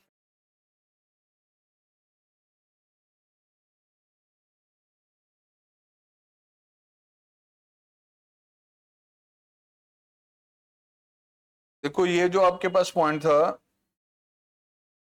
ए क्रॉस बी वेक्टर का मैग्नीट्यूड हो या बी क्रॉस ए का मैग्नीट्यूड, सर दोनों सेम होंगे। अगर वेक्टर ए आपको दिया गया sir I cap, vector A अगर आपको दिया हुआ सर A1 आई कैप, B1 जे कैप, C1 के कैप, वेक्टर बी आपको दिया गया बेटा जी A2 आई कैप, B2 जे कैप, C2 के कैप, तो सर इन दोनों का जो क्रॉस प्रोडक्ट है वो निकाला था डिटर्मिनेंट के थ्रू, आई कैप जे कैप के कैप, जो पहला वेक्टर ए है इसके स्केलर कंपोनेंट सेकंड रो में आएंगे और नेक्स्ट जो वेक्टर है उसके थर्ड रो में आएंगे, A2 B2 एंड C2। इसको एक्सपेंड करके जो वेक्टर बनेगा वो ए क्रॉस बी होगा, एक ऐसा वेक्टर जो ए और बी दोनों पे ही परपेंडिकुलर होगा।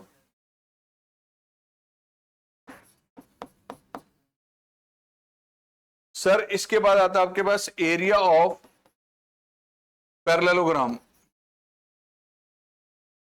अगर पैरेललोग्राम की दो एडजेसेंट साइड्स, सर अगर पैरेललोग्राम की दो एडजेसेंट साइड्स वेक्टर ए और वेक्टर बी हैं, ये वेक्टर ए है ये वेक्टर बी है और इनके बीच में ये एंगल आपके पास थीटा चल रहा है, तो sir area of parallelogram, area of parallelogram that will be sir A cross B जो निकलेगा इसका मैग्नीट्यूड होता है।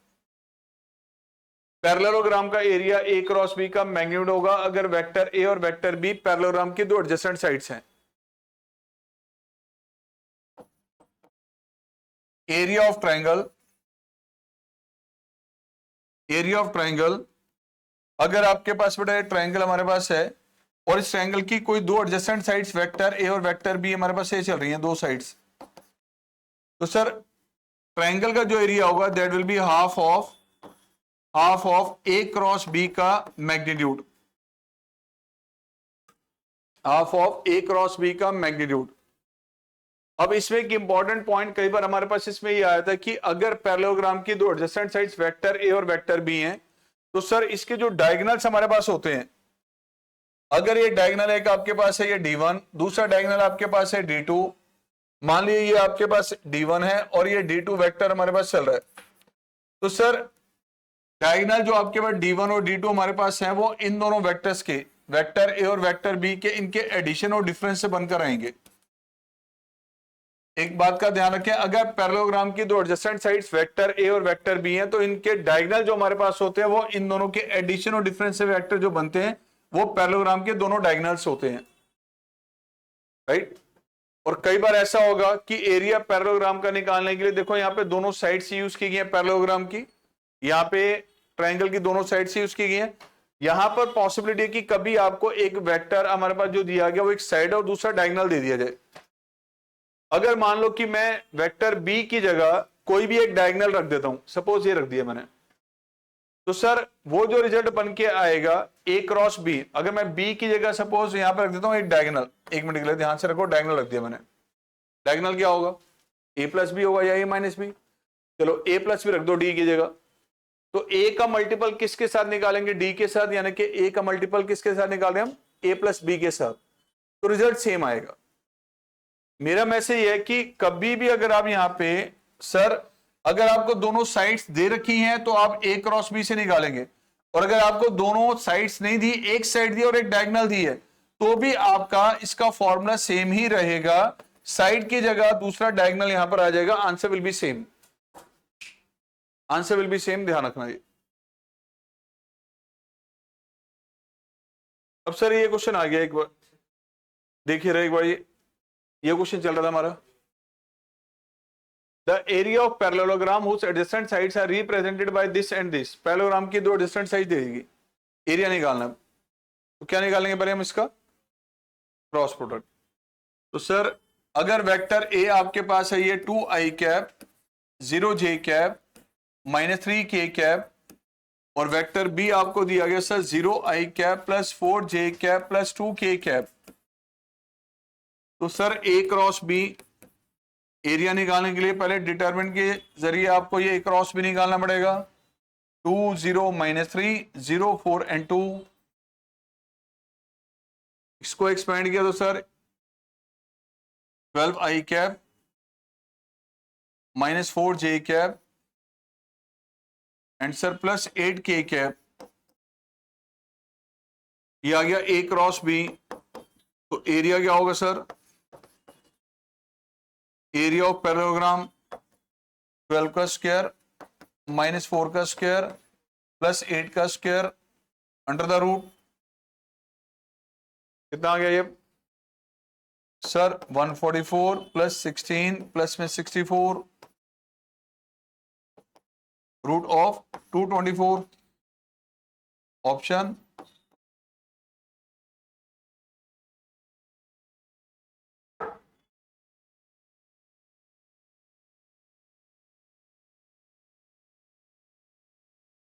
Sir x minus A dot X plus A 15 दिया है for a unit vector vector A, for a unit vector vector A, vector A unit vector आपको दिया गया, देन x का मैग्नीट्यूड बताना है कितना है।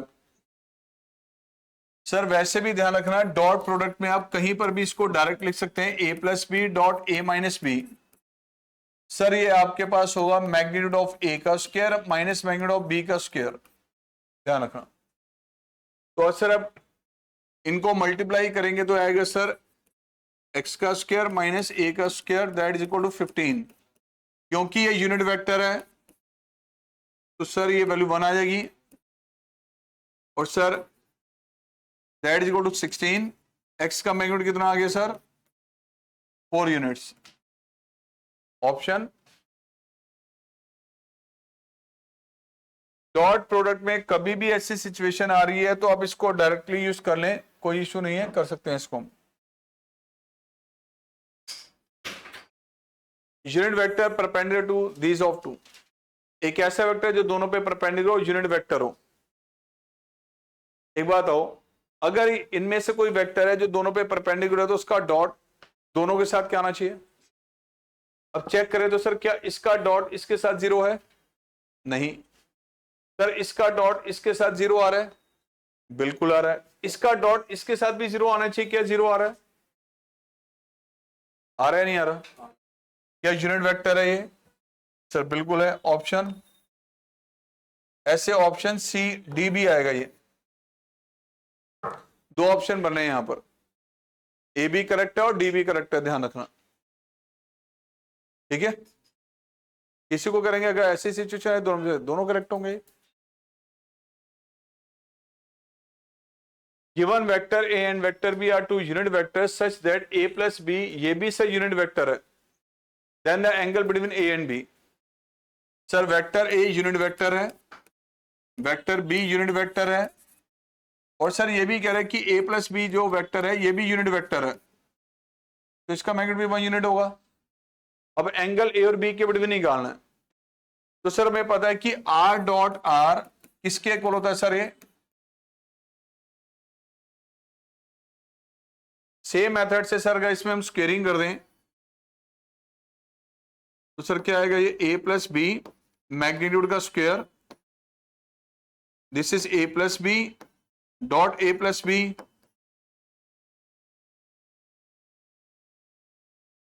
मल्टीप्लाई करेंगे तो सर आएगा ये ए का स्क्वायर प्लस बी का स्क्वायर प्लस में 2a dot B.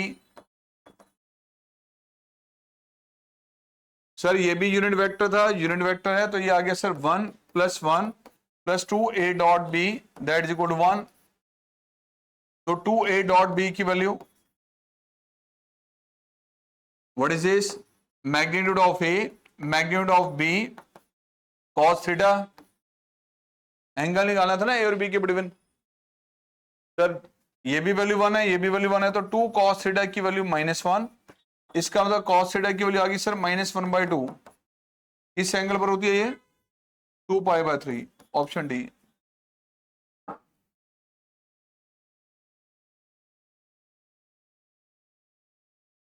The value of lambda which makes this and this perpendicular. दोनों वेक्टर परपेंडिकुलर, तो उनका डॉट प्रोडक्ट क्या होगा?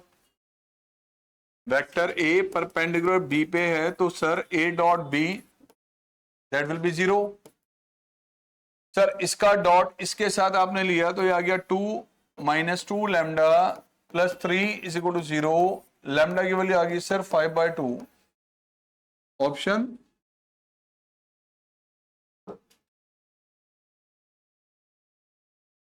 The value of this.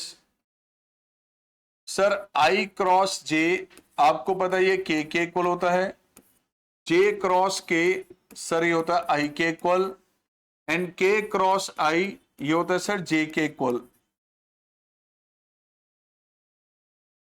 और अगर इनके प्लेसेस इंटरचेंज कर दें तो जे क्रॉस आई, ध्यान रखना सर ये -k होता है, के क्रॉस जे बेटा ये आपके पास होगा -i कैप, उसे ऐसे आई क्रॉस के कैप ये हो जाएगा सर आपके पास -a कैप। अब जो कैलकुलेट करना है इसे ध्यान से देखें, आई क्रॉस जे, इसका डॉट बेटा के साथ, प्लस आई डॉट जे, बेटा आई क्रॉस जे क्या आएगा के cap, and I dot J, sir ये तो परपेंडिकुलर होते हैं आपस में, डॉट प्रोडक्ट 0 होगा, के डॉट के क्या आ जाएगा सर, तो सर आंसर आ गया 1, ऑप्शन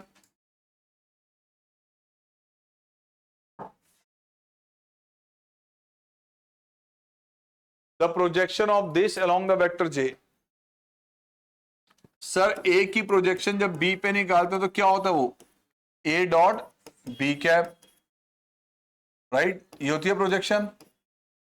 तो सर अगर मुझे I cap plus J cap plus K cap की प्रोजेक्शन निकालनी है अलोंग जे कैप, तो क्या होगा ये sir I plus J plus K dot J cap, right, divide करेंगे इसके मैग्नीट्यूड से तो 1 ही आएगा। अब इसका डॉट इसके साथ लेंगे सर 0 + 1 + 0, आंसर इज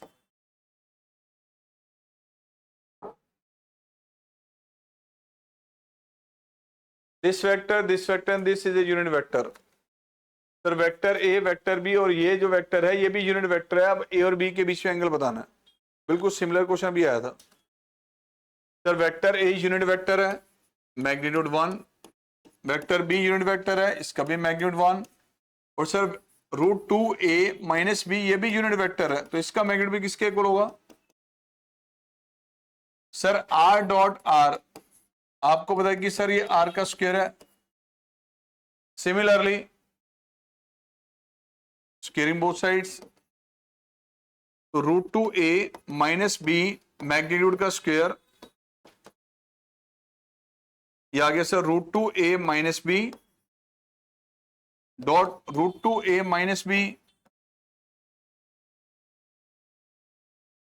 क्या आएगा, मल्टीप्लाई करेंगे तो sir 2a dot a minus √2a dot b minus √2b dot a, and sir ये आ गया सर b डॉट b,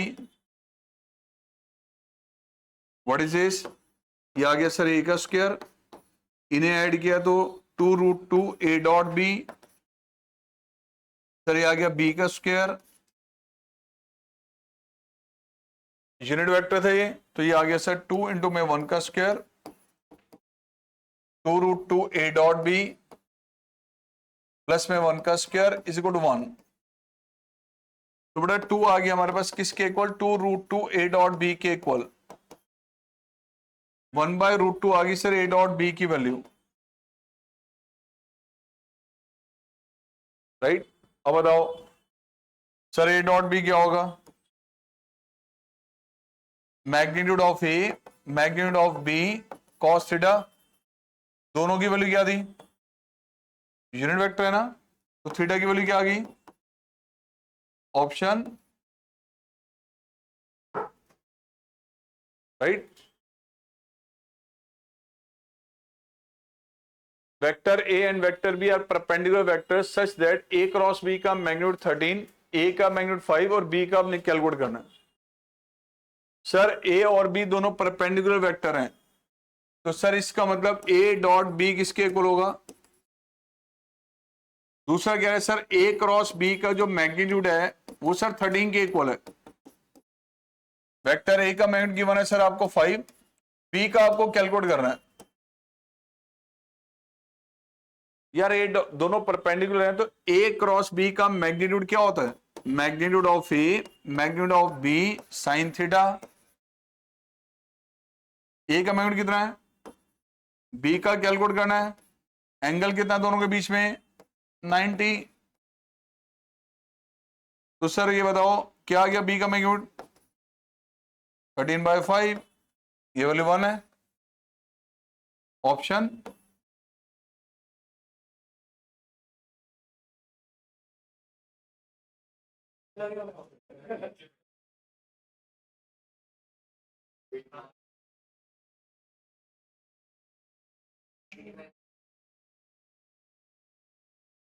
चलिए आइए बच्चों, the value of P which make this and this parallel.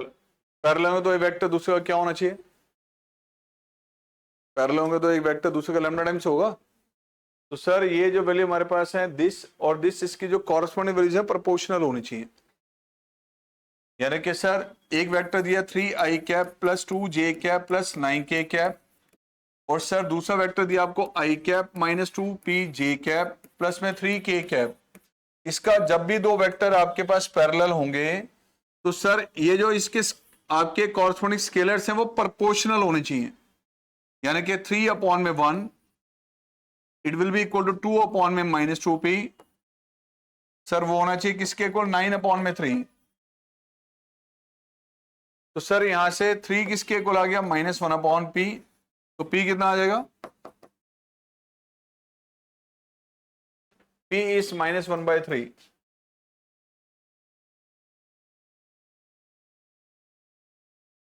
यहां बताइए बेटा, i cross j plus K, j cross k plus i, k cross,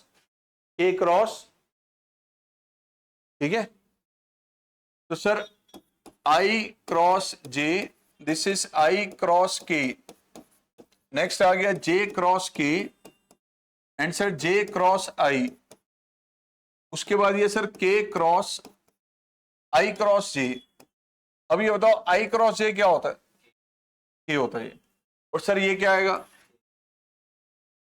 this one i cross k minus j cap, j cross k, j cross i and sir this is k cross k। तो sir क्या आ गया result, 0 कैसे आ रहा है, ऐसे ही sir i cap minus j cap, what is this. तो answer क्या आ रहा है, ऑप्शन नहीं है। ऑप्शन इसलिए नहीं है क्योंकि क्वेश्चन में मिस्टेक ये थी कि इसको अगर मैं करना चाहिए प्लस, तो आंसर आएगा 0 वेक्टर। इसके अकॉर्डिंग आंसर ये है, ध्यान रखना, ठीक है। Theta is angle between this and this then sine theta. Sir इन दोनों के बीच में एंगल थीटा दिया गया है, तो साइन थीटा की वैल्यू निकालनी है। अब बताओ साइन थीटा की वैल्यू कैसे निकाली जाएगी। एक तो आप डॉट प्रोडक्ट के जरिए पहले कॉस थीटा भी निकाल सकते हैं, फिर cos square theta plus sine square theta 1 होता है, वहां से भी निकाल सकते हैं हम लोग। दूसरा ऑप्शन ये कि डायरेक्ट इसका क्रॉस प्रोडक्ट निकालें। तो क्रॉस प्रोडक्ट निकालेंगे उसके लिए मैं क्या चाहिए होगा, ए क्रॉस बी का मैग्नीट्यूड, फिर ए का भी मैग्नीट्यूड और बी का भी मैग्नीट्यूड दोनों चाहिए होंगे हमें। तो आइए सर ए क्रॉस बी निकालते हैं पहले, आई कैप जे कैप के कैप, सर 1 -2 एंड 3, 3 -2 एंड 1, इसको एक्सपेंड किया आपने सर -2 + 6, ये आ गया आपका 4,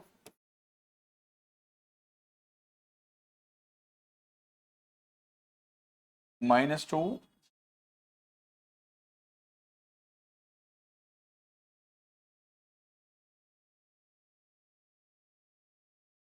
लो बेटा ए क्रॉस बी आ गया, एंड ए क्रॉस बी का मैग्नीट्यूड क्या होगा फिर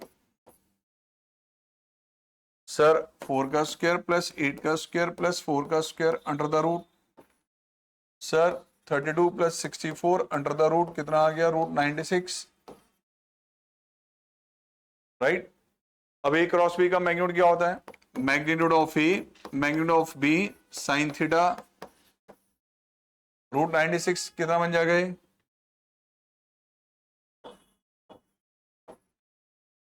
राइट। और भी कर सकते हैं इसको हम आगे, एक का मैग्नीट्यूड कितना आएगा बताओ रूट 14 साइन थीटा कितना आ गया 2 रूट 6 तो सर 14 साइन थीटा ये आपके पास आ गया 4 रूट 6 तो साइन थीटा की वैल्यू क्या आ जाएगी यहां से 2 root 6 by 7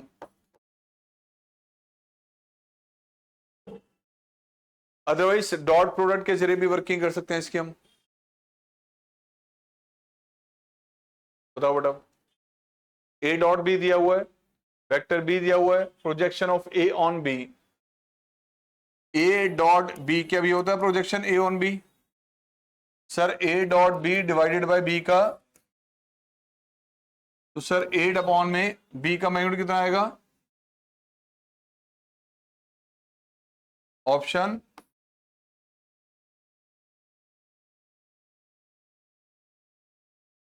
the area of the parallelogram determined by 2i cap and 3j cap sir area निकालना है एरिया पैरेललोग्राम का किसके इक्वल होता है ए क्रॉस बी वेक्टर का। अब ये बताओ सर ये है 2i cap cross 3j cap इसका निकालना है मैग्नीट्यूड। प्यारे बच्चों ये बताओ पहले ये तो बन गया 6i cross j i cross j क्या होगा अब इसका मैग्नीट्यूड कितना होगा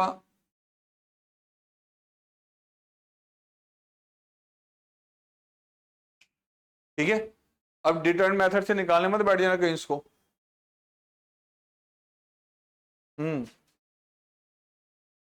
अगला case the vector with initial point this and terminal point this initial point दे दिया टर्मिनल पॉइंट दे दिया तो सर पी क्यू वेक्टर निकालने के लिए कहा गया आपको that is O Q vector minus this कर दो I cap minus A cap plus 2k cap कौन सा ऑप्शन ऐसे भी आ सकते हैं कर्मों का खेल है बेटा कुछ भी आ सकता है कुछ भी आ सकता है ये कर्म तो अच्छे हैं वो जब नॉर्मलाइजेशन होगा पता चल जाएगा तब पता चल जाएगा। आइए इधर ए का मैग्नीट्यूड कितना है 8 बी का कितना दिया है एंड ए क्रॉस बी का मैग्नीट्यूड है sir 12 then the value of A dot B sir A dot B किसके इक्वल होता है ए बी कॉस थीटा हमें ए की वैल्यू गिवन है बी की वैल्यू गिवन है कॉस थीटा नहीं है तो सर इसको यूज करके पहले साइन थीटा निकालेंगे साइन को यूज करके कॉस आ जाएगा। ए क्रॉस बी का मैग्नीट्यूड सर ये दिया गया आपको 12 क्या होता है सर ए क्रॉस बी का magnitude of A magnitude of B sine theta sir ये 8 इंटू 3 इंटू साइन थीटा तो साइन थीटा की वैल्यू क्या आ गई थीटा यहां से आ सकता है पाई बाय 6 थीटा कितना आ जाएगा और अगर मुझे ए डॉट बी निकालना है तो ए डॉट बी क्या होगा sir magnitude of A magnitude of B cos theta sir अगर ए की वैल्यू हमारे पास 8 है बी की वैल्यू 3 है और कॉस थीटा तो सर 24 इंटू में रूट 3 बाई 2 कितना आ गया 12 रूट 3 ऑप्शन सी आ गया।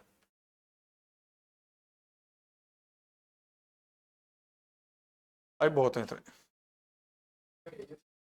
ऑर्थोगोनल का मतलब होता है परपेंडिकुलर ऑर्थोगोनल का मतलब क्या होता है परपेंडिकुलर